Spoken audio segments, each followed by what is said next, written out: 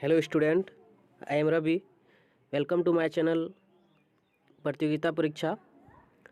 Number system का part 1 का video हम लोग अपलोड कर चुके थे, जिसमें पूरे अच्छे से बेसिक कंसेप्ट को समझाया गया है। सभी टाइप के वीवीआई टॉपिक को डिस्कस किया गया है जो एग्ज़ाम में पूछे जा सकते हैं। एक बार उसे ज़रूर देखें आप हमारे प्लेलिस्ट में जाके। सभी एग्ज़ाम के लिए वो इम्पोर्टेंट है और कक्षा 8, 9, 10 के भी स्टूडेंट उसे देख सकते हैं। ये हमारा नंबर सिस्टम का पार्ट 2 का वीडियो है, जिसमें हम अलग अलग टाइप के वीवीआई टॉपिक को डिस्कस करेंगे जो एग्ज़ाम में पूछे जा सकते हैं।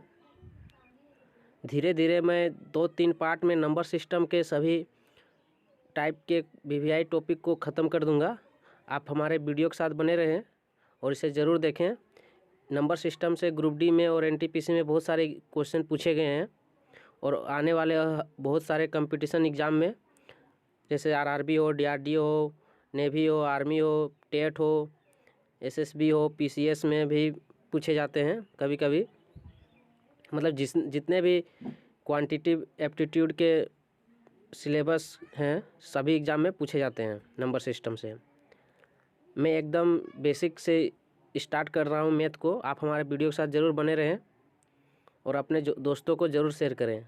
मैं धीरे धीरे जीएस और करंट अफेयर का भी वीडियो अपलोड करूँगा और रेलवे में पूछे गए साइंस जीके के टॉपिक को भी मैं डिस्कस करूँगा जो रिपीट हुए हैं।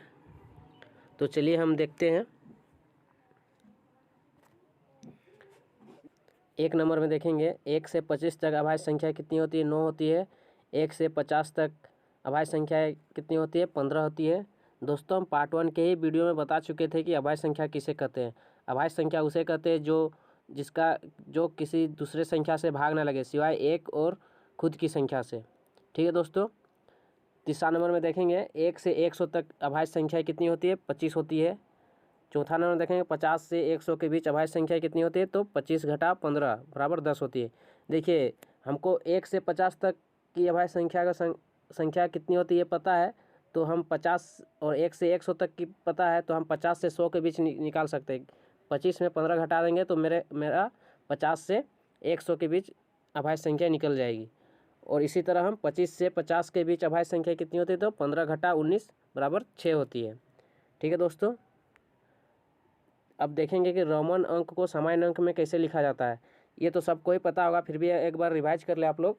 जैसे 100 को सी भी लिखा जाता है, 500 को डी लिखा जाता है, 1000 को एम लिखा जाता है। ठीक है दोस्तों, चलिए देखते हैं। फिर देखिए, इसके लिए रोमन संख्या को लिखने के लिए कुछ नियम होते हैं।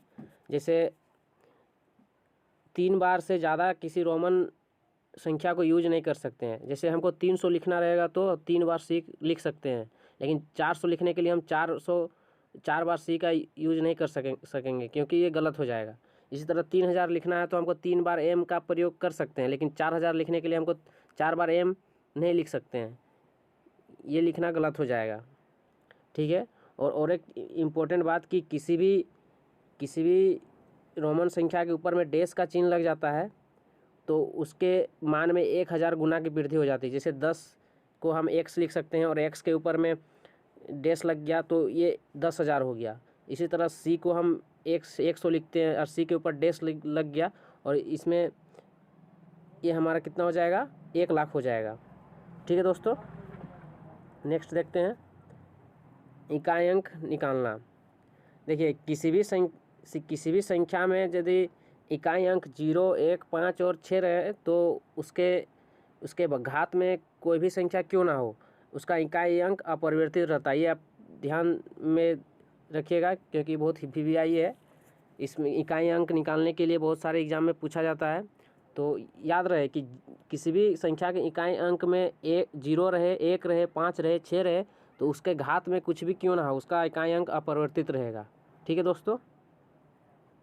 नेक्स्ट देखेंगे अंकित मान और स्थानीय मान, इंस्ट्रिक्ट वैल्यू और प्लेस वैल्यू। जैसे देखिए, किसी भी संख्या का अंकित मान किसी भी संख्या में यदि अंकित मान पूछे तो वो खुद होता है। जैसे इस संख्या में पूछा है 9 का अंकित मान, तो ये 9 ही होगा। इसी तरह 23,679 में पूछा है कि 3 का अंकित मान, तो इसमें 3 ही होगा। इस तरह स्थानीय मान को देखते हैं।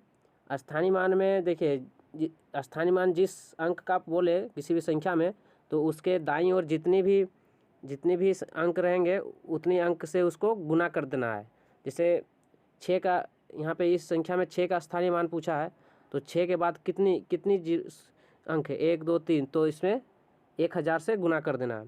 इसी तरह 36,779 में 8 का स्थानीय मान पूछा है, तो 8 के बाद कितना अंक है, तो 1 अंक है 9, तो इसमें 8 × 10 कर दिया है। मतलब इसके दाईं ओर जितनी भी अंक रहेगी उसके एक 0 बैठा देंगे।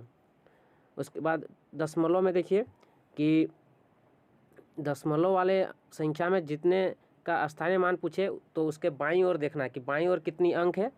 बाईं ओर जितनी अंक रहेगी उतना 0 बैठा के 1 से गुना कर देना है।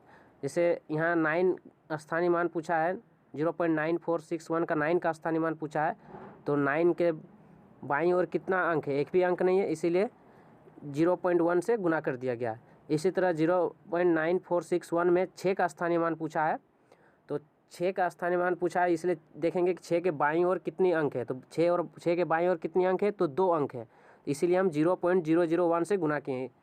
ठीक है दोस्तों, अब देखते हैं एब्सोल्यूट वैल्यू, निरपेक्ष मान।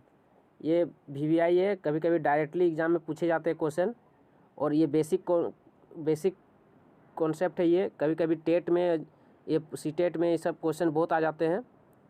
तो देखते हैं एब्सोल्यूट वैल्यू, निरपेक्ष मान। किसी भी संख्या का निरपेक्ष मान हमेशा धनात्मक होता है। जैसे 4 है, तो 4 के बार लगा हुआ है, तो 4 ही उसका आंसर होगा। इसी तरह -3 है, तो -3 का एब्सोल्यूट वैल्यू 3 होगा। इसी तरह परीक्षा में पूछा जाता है, जैसे 1 नंबर और 2 नंबर हमें एग्जाम्पल दिए हैं, या आप एग्जाम्पल देख के समझ सकते हैं। मतलब निरपेक्ष मान या एब्सोल्यूट वैल्यू किसी भी संख्या अंक का पूछे, तो वो हमेशा धनात्मक के रूप में लिखना है, ये आपको याद रखना है। उसी तरह स्टैंडर्ड फॉर्म, मतलब मानक रूप। किसी भी संख्या का मानक रूप पूछे तो उसका सरल रूप होता है, मतलब उसको काट के जितना हम मेरा सरल से सरल संख्या में परिवर्तित करने सके, वो मेरा फाइनल आंसर होगा।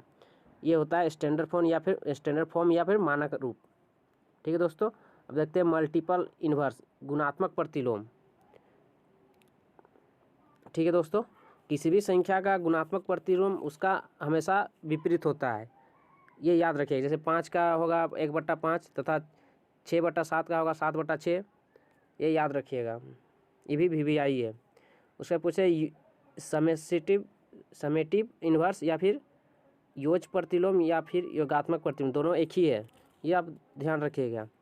किसी भी संख्या का योज प्रतिलोम उसके विपरीत आवेश वाली संख्या होती है।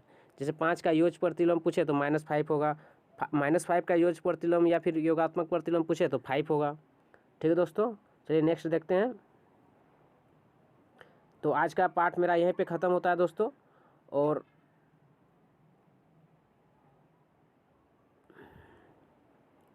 आज का टॉपिक मेरा यहीं पे ख़त्म होता है। पार्ट 3 जल्दी हम लोग अपलोड करने वाले हैं, आप हमारे वीडियो के साथ बने रहे। इसमें सिर्फ हम लोग वही टॉपिक पढ़ेंगे, वही क्वेश्चन को सॉल्व करेंगे जिसमें एग्ज़ाम में पूछे जाते हैं। नहीं तो हम इधर उधर की चीज़ें पढ़ते रहेंगे और हमको मेरा टाइम निकल जाएगा। इसलिए दोस्तों हम सिर्फ VVI टॉपिक को क्लियर करेंगे, जो जितना हो सके एग्ज़ाम में पूछा जाए। ठीक है दोस्तों, आप अपने दोस्तों के साथ ये शेयर कर सकते हैं। सब्सक्राइब कीजिए हमारे चैनल को।